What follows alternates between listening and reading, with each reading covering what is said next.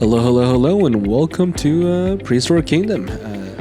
As you can see, this is not Beyond Wildlife Park, and we're not in Planet Zoo. We're excited that this game just dropped yesterday on early access, and really excited to kind of dig into this. Always been a fan of dinosaurs, and I was really excited when this was coming out because while JWE was super fun and I played my share of hours on that game, I could not really build the way that I wanted to in JWE. So,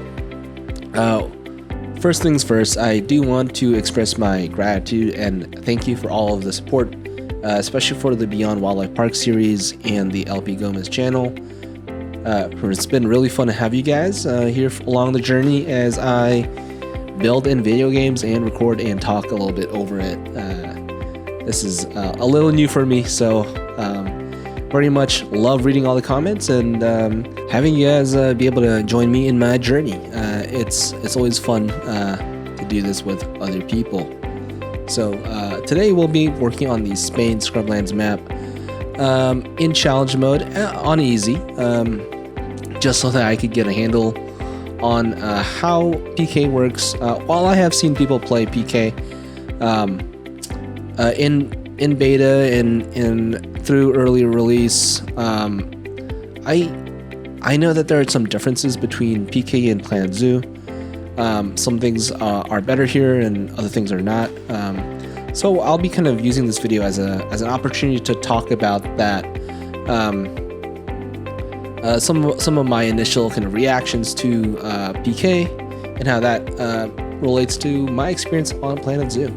As far as the map goes, this is loosely connected to my ZSU build as well. So Beyond Wildlife Park had recently acquired a genetics facility out in Spain. In fact, I'll be putting the post, the newspaper post here on screen, and we filed this trademark for Bioparc Prehistorico. So yeah, this is going to be a nature preserve for cloned dinosaurs a la Jurassic Park. Eventually, the idea is that the Beyond Company might roll this into their portfolio of zoos that the Beyond Company has. So in that spirit, I thought it would be fitting to start with a fun fact about the Dryosaurus. So the Dryosaurus is also known as the tree lizard or oak lizard, and it was very commonly found in the western United States back in the late Jurassic to early Cretaceous time period. And funnily enough, when this guy was featured in JWE, I wasn't a big fan of it because it was that like monstery lizard Jurassic type vibe of dinosaur.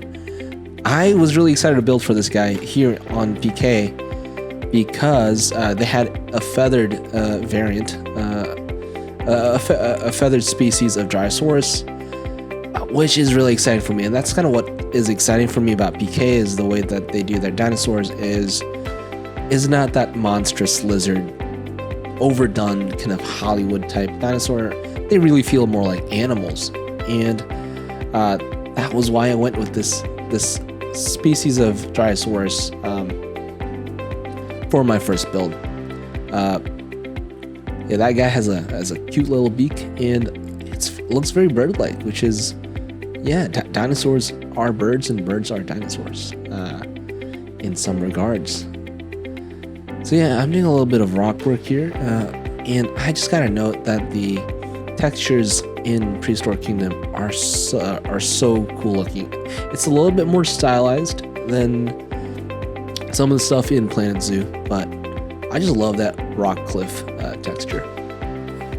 So a couple of differences that I've noticed in my first impression here is that it is so much easier to build and to scale items.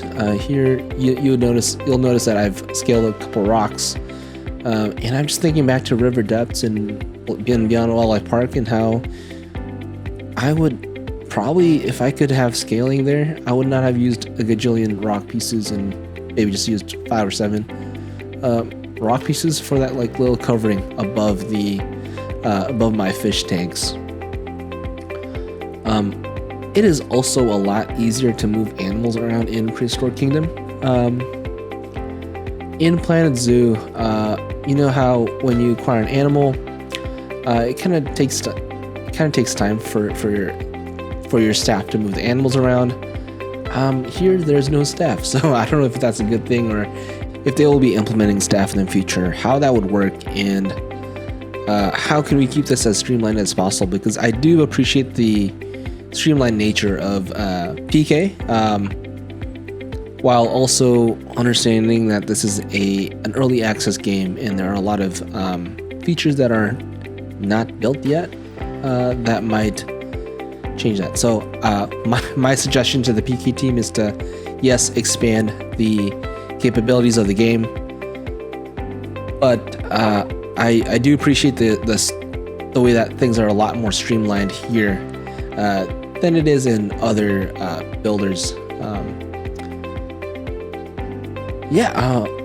Having a little bit of difficulty here moving things around. I think for me, I just need to get used to the hotkeys for Prehistoric Kingdom. I was trying to do the Planet Zoo hotkeys there to get my advanced rotation going.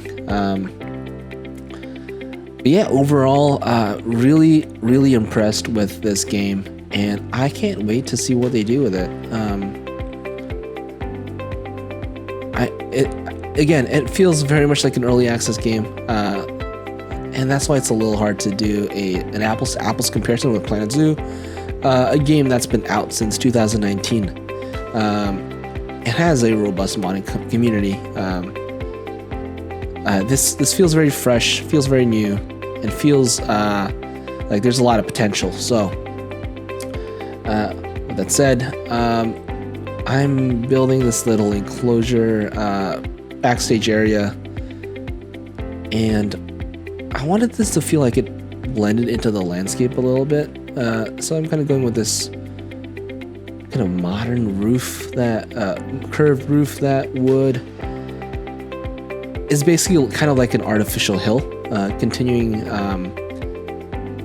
the landscape. As guests walk into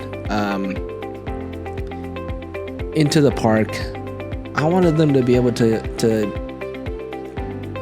be immersed in a very naturalistic kind of environment, very prehistoric environment. But I also wanted to maintain a little bit of the realism here with the fact that we need some facilities. So I am doing my best to kind of hide them or integrate them into the landscape a little bit. And I think I kind of did a pretty good job of it for now. I might go in and edit this in a later time. But yeah, I do love the fence. Okay, yeah. So the fence creation, making fences in PK is so much better than in Planet Zoo. I don't know. There's just something about the Planet Zoo fence mechanic that feels a little clunky to me. And maybe they could take a couple notes here from how PK does it. So I'm building a little bit of a rock wall here to kind of make sure that the main area, that the main focal point that guests would be looking at would feel very naturalistic instead of artificial and man-made. Because again, this is a park where we want to take guests back in time to the time of the dinosaurs and be immersed in that environment. Okay, so here's another thing that Planet Zoo does really well that it might just be a learning curve thing, but making waterfalls was a little hard for me here. Maybe I just need to watch a couple videos and take a couple notes. But I really wanted this to be sort of a staggered waterfall area. It's almost like we built this little dam and allowed the water to flow into the habitat. Yeah, that little dry source keeps getting up on the roof, and I am working hard to identify what is causing that. In general, I think with the dinosaurs, you see that little dinosaurs that's climbing the cliffside. I feel like there are a lot of things with the terrain here that I was building for and I was expecting them to not be able to traverse. Because frankly, in Planet Zoo, that cliff would be too high for an animal the size of a Drysaurus to climb. And I don't think that the Drysaurus would be able to climb cliff sides like that. And I know that they're tree climbers, but maybe that's something for the team to take a look at, is the way that animals traverse and how that works with terrain, especially when the changes in elevation are a little steeper, kind of like my cliffside there. And as I say that, I am adding some trees, but I don't think any of these trees would allow the Drysaurs to get out of the habitat.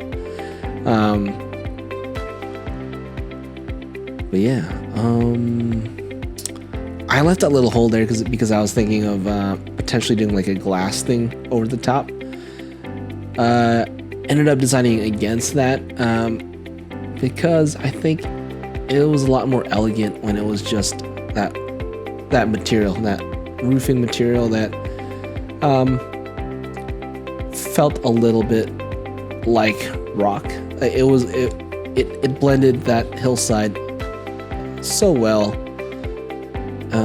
And here I'm doing a little bit of scaling. So yes, if I had this in Planet Zoo, man, that would save a lot of my computer processing power, especially when it comes to pieces. And you get to make these cool little flat, long rocks there. But yeah, we're coming towards the end of the build, and I will have a cinematic towards the end here. In the meantime, thank you again for hopping on. It's always a pleasure to build with you guys and make cool stuff, and see how animals interact inside of these habitats. Thank you for all the support, and if you enjoy this type of content, do leave a like and subscribe. I am really excited to grow this channel and to be able to share a lot of my progress, not only in Prehistoric Kingdom, but also in Beyond Wildlife Park, which is my other series that I'm running. So I'm working on a little backstage here. This is something that I will be exploring more, are the backstage props. I took a look at them, and there's some really cool backstage props. I wish Planet Zoo had that level of backstage kind of attention to detail in the prop selection. So yeah, I'll see you guys next time, and this is LP Gomez signing out.